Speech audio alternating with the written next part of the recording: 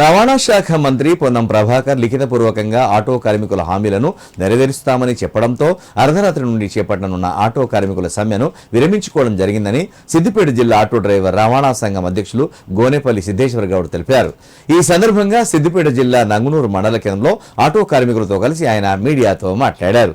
తెలంగాణ కాంగ్రెస్ ప్రభుత్వం ఇస్తానన్న హామీలు నెరవేర్చలేనందున అర్ధరాత్రి నుండి సమ్మెను చేస్తామనుకున్న కార్మికుల ఉద్దేశించి రవాణా శాఖ మంత్రి పొన్నం ప్రభాకర్ లిఖితపూర్వకంగా ఆటో కార్మికులకు హామీలు నెరవేరుస్తామని చెప్పారన్నారు. మంత్రి హామీ మేరకు ఆటో కార్మికుల సమ్మెను జిల్లా వ్యాప్తంగా విరమించుకోవడం జరిగిందని చెప్పారు. రాష్ట్ర ప్రభుత్వం ఆటో కార్మికులకు ఇచ్చిన ప్రతి ఒక్క హామీని నెరవేర్చాలని, లేని పక్షంలో తిరిగి ఇంతకు మించి నిరసనలు సమ్మెలు చేపడతామని హెచ్చరించారు. ఈ కార్యక్రమంలో ఆటో కార్మికులు ఆంజనేయులు, మల్లేశం, మహాదేవ్, సత్యనారాయణ, నరసింహులు, మల్లేశం, శంకర్, లక్ష్మణ్, రాజిరెడ్డి, రాజు, నవీన్, సాయిరాం పాల్గొన్నారు. ఆటోల బంద్ అనుకున్నాము. మరి బంద్ స్వచ్ఛందంగా రాత్రి 12 గంటల నుంచే అనుకున్నాము.